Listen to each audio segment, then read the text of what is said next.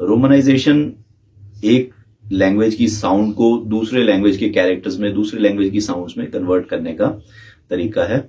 जैसे हिंदी में हम लिखते हैं, अगर हमें हम लिखना हो तो हम लिखेंगे HUM।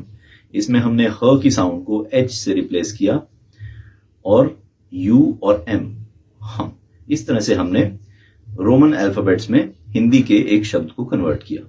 इसी तरह से हम चीनी भाषा के शब्द को, उनकी साउंड को रोमन अल्फाबेट्स में कन्वर्ट करेंगे। तो चीनी भाषा की साउंड्स को जब हम रोमन अल्फाबेट्स में कन्वर्ट करते हैं तो इसके 3 पार्ट्स रहते हैं। एक है इनिशियल्स, दूसरा है फाइनल और तीसरा है टोन्स। इनिशियल्स, इन्हें इंग्लिश में कॉन्सोनेंट्स कहा जाता है। फाइनल्स, इन्हें इंग्लिश में वॉवल्स भी कहा जा सकता है। और टोन्स, इसको नॉर्मली इंटोनेशन कहा जाता है।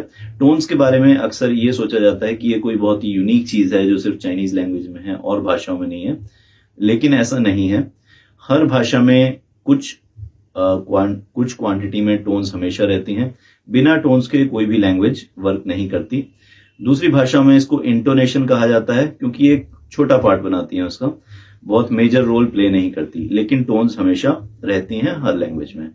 चीनी भाषा में टोन्स का जो रेलेवेंस है वो बहुत ज्यादा है। टोन्स एक बहुत ही मेजर रोल प्ले करती हैं।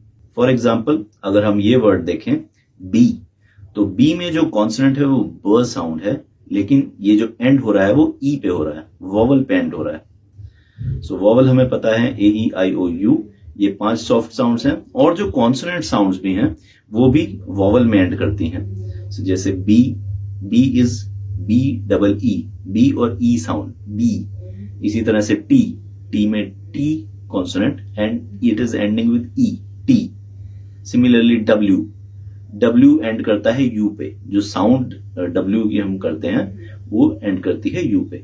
सो कॉन्सोनेंट जो साउंड्स हैं वो भी एंड करती हैं वॉवल साउंड पे।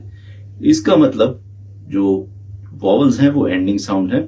इसी तरह चीनी भाषा में भी जो फाइनल्स हैं वो एंडिंग साउंड्स हैं और कॉन्सोनेंट्स जो हैं वो स्टार्टिंग साउंड्स हैं। So starting sounds initials plus ending sounds vowels और इसके अलावा टोन्स, ये 3 चीज मिलाकर बनाती हैं एक चाइनीज साउंड। और जैसा हमने पिछली क्लास में भी देखा, हर चाइनीज साउंड एक मोनोसिलेबिक वर्ड है, वो अपने आप में एक आइडिया रिप्रेजेंट करता है और एक वो इटसेल्फ आइडिया रिप्रेजेंट करता है और दूसरे वर्ड के साथ वो कंबाइंड भी होता है एक अलग वर्ड बनाने के लिए, जो बन जाते हैं हमारे डाइसिलेबिक वर्ड।